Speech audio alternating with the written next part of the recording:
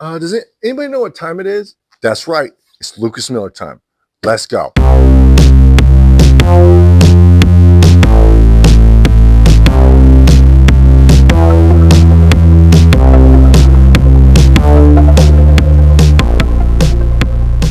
Would you ever say that you feel stuck in life? And no matter how much you try, life seems to take on a certain amount of redundancy? You repeat the same mistakes and can't figure out why? Well, stay tuned. Then this video is for you. Hi, I'm Lukas Miller, and welcome to the Lukas Miller Time Show, where we talk life, personal development, and anything that helps us find joy. Today, I want to talk about a couple of addictions that I think people are oblivious to that impedes them from truly achieving their true potential and the amount of success that they would like to in their life. I'm not saying I'm perfect. I'm struggling just like the rest of us, but I have somehow figured out to employ certain disciplines in my life that yield certain results.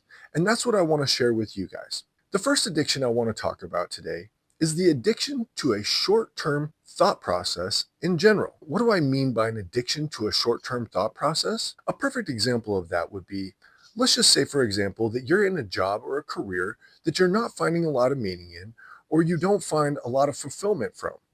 Maybe you've convinced yourself with a lot of negative self talk and a lack of appreciation that you don't enjoy being there. When you've convinced yourself that you're mentally suffering all day, you basically endure this mental strain throughout the day that leaves you feeling fatigued and almost incapable of making a healthy life choice or something focused on the long term for your life at the very end of that day. We need to understand that willpower is a depleting resource. So, although we might have the best of intentions to do whatever that side project is or work on that hustle when we get home from work, the reality is, after we've had a lot of negative self talk for the day, we get home, our willpower is virtually completely depleted at that point. And again, it leaves us almost incapable of making a healthy life choice. After we've had the mental struggle of the day, we also feel as though we need to indulge in a short term gratification reward cycle as soon as we get home, just looking for that quick hit of dopamine or serotonin release. We typically resort to our phones, doom scrolling, Netflix, those types of things that essentially just resort to entertaining us more than they are enriching us. The great Brian Tracy talks about that our entertainment versus our enrichment ratio is a really good thing to consider and a great way to help us start on the right path. Could you imagine how much smarter you would be if you had to read for 90 minutes just to give yourself the guilt free permission to enjoy a 90-minute movie? This is the deadly combination. One thing that separates all degrees of successful people is the amount of time that they're able to push out their thought process. What do I mean by this? Well, people with not very much money, resource, or information tend to focus on very short term thought processes.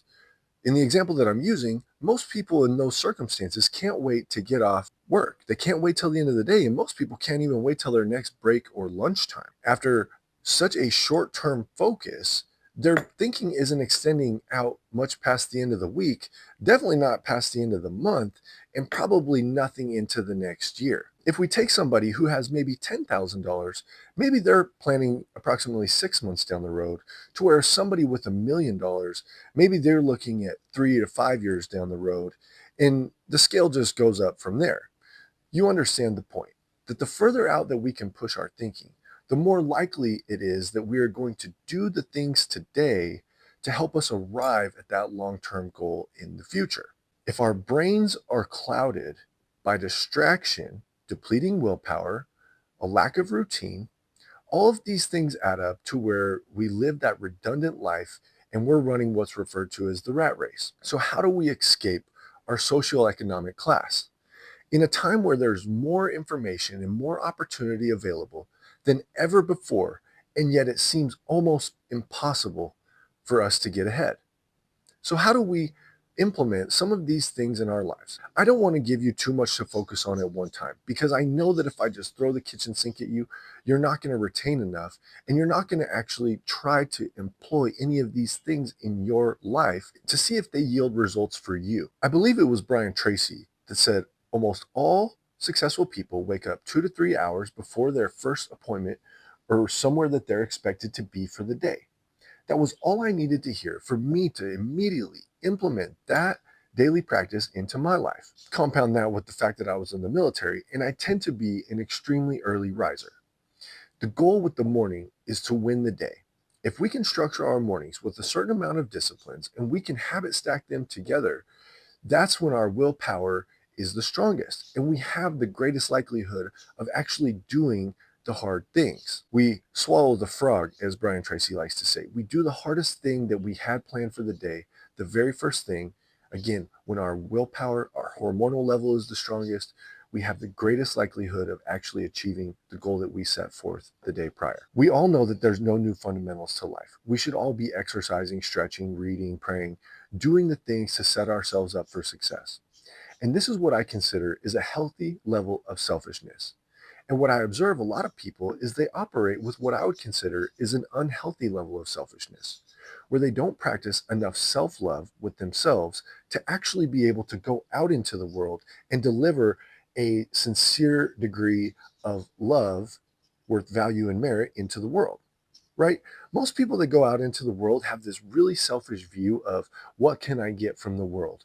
Instead of going out with a serving mentality of, I need nothing from the world, I am only here to give myself and deliver myself to the world. So the addiction to the short term thought process is a detrimental addiction to our long term success. So there's a couple actionable steps that you can take for this video. If I mention names ever throughout any of my videos, please take the time, look those people up, and learn from those exceptional men. Because the artist is only as good as the artist that he steals from. If you don't know who Brian Tracy is, please enlighten yourself. Go check out some of his information and learn from a truly incredible man. You could learn more from him than I could ever hope to teach you. If you're thinking to yourself, Lukas, I barely wake up with enough time to get ready for the work and I'm rushing out the door. Well, then maybe that's a great first step, is you could implement a healthy morning routine in your life where you are waking up 2 to 3 hours before you're expected to be anywhere for the day to make sure that you give yourself the appropriate love to be able to deliver an amount of love that you've never delivered before. When we get home at the end of the day and our willpower is diminished, at least we know that we accomplished those hard things. The very first thing, the very first part of our day was dedicated to actually accomplishing the things that we hope to achieve. The other addiction that I think is detrimental is the addiction to our brains being thoroughly enthralled with entertainment almost all of the time. As we sit here and we scroll through these social media algorithms, our brain is bouncing around in a way that it's never bounced around before. And to be quite frank, I don't think that it's originally designed to bounce around that way. We need to understand that all these social media platforms, all of these games are designed with warping your psychology on purpose. They know exactly when to give you the rewards and when to delay this and when to give you that to maximize retaining your attention on their given platform. In a time where everything is battling for our attention, more than ever, we seemingly become addicted to these 2 minute cycles of thought, to where I think it truly makes it more difficult for us to expand and delve deeper into the deeper lines of thought that traject us into the future. If we could think of our thoughts almost like a solar system, and we think of how often do these thoughts circumventulate our thoughts. We habitualize a certain train of thought by being on social media to where we get very hyper addicted to the bouncing around and our brain not really having to dive too deep on a particular subject matter. I would make the same comparison almost to a podcast versus a book, to where the nature of a podcast and human conversation is it tends to wander. Even in this episode that I'm recording right now, as much as I'm trying to stay on topic, I really have no script to go off of, so to speak. I'm not reading from a teleprompter. I'm literally just speaking this to you guys straight from the subconscious. So inevitably, it's going to have a tendency to wander and I might veer off course a little bit. That's why even watching me should be considered entertainment value. Are you not entertained? This is entertainment. I hope, if anything, you take some actionable steps from my videos and go look these people up, read these books, try these little actionable steps in your life that might have big, healthy consequences later down the road. So how do we escape the addiction to short-term everything that we do? Well, the first thing that we could do is we could start planning. I'm convinced that the more discipline we're able to employ in our lives, the more success that we're able to achieve. Every 10 minutes spent in planning saves us hours in execution. That tells me that we should already have a simple idea as to what we're going to accomplish the next day. Pairing that with the healthy morning routine, actually giving yourself enough prepared time to actually achieve the things on your list is going to be a really good starting point to help you achieve a little bit more success. If you're not an avid reader, I can't recommend reading enough. If you don't read books, then you. I can't stress the importance of knowledge enough. I know that we live in a time with AI and all these crazy things that are seemingly demonetizing knowledge. However, knowing how to be successful in this crazy world and navigating the economy is still knowledge that you need to possess as a person. I would encourage you, find a book on Audible. Because the reality is, Peter F. Drucker talks about the importance of understanding if you are a reader or a listener.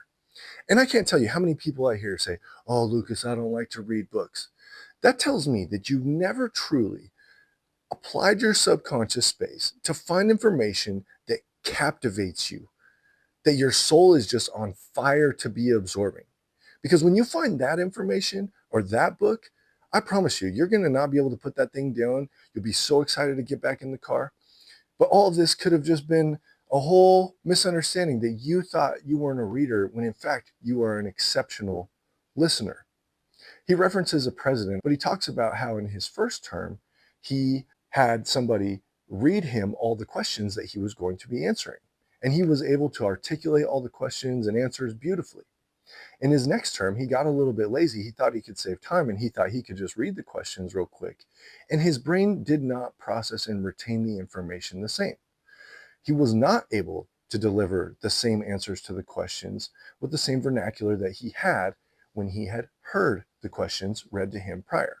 So you understanding that about yourself. I mean, if you're watching this episode or listening to this episode, then that tells me you are probably a listener. Get on Audible or some type of platform where you can listen to the information that you desperately need. An Audible account is $14 a month, and it's probably the best $14 you could ever spend. Investing in yourself is something that you will never regret, and it's the best return of investment you will ever find. Even if you could dedicate your first commute every morning in your car to listening to a book, I refuse to believe it wouldn't perpetuate towards more success in your life, in whatever field of reference the book is. If you want to get better at parenting, if you want to get better in relationships, if you want to develop better interpersonal communication skills, handling conflict, business, psychology, you name it, there's no new information in this crazy world. We just have to be curious enough, humble enough to realize that we don't know enough right now to achieve any more success than we already have. It's in knowing how to find the information that we don't have that's probably going to help us achieve more. The reality is, I can come in here and shoot one of these videos whenever I want. And I already feel like I'm rambling a little bit. Like I said, the nature of human conversation.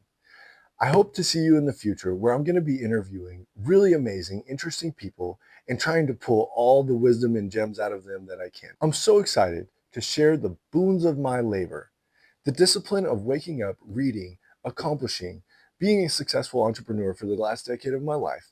I'm so eager and thankful for the opportunity to maybe speak a little bit of wisdom into your life. Because even if I said one thing that makes your life a little bit better or adds a little bit more joy, then it was worth me recording the video.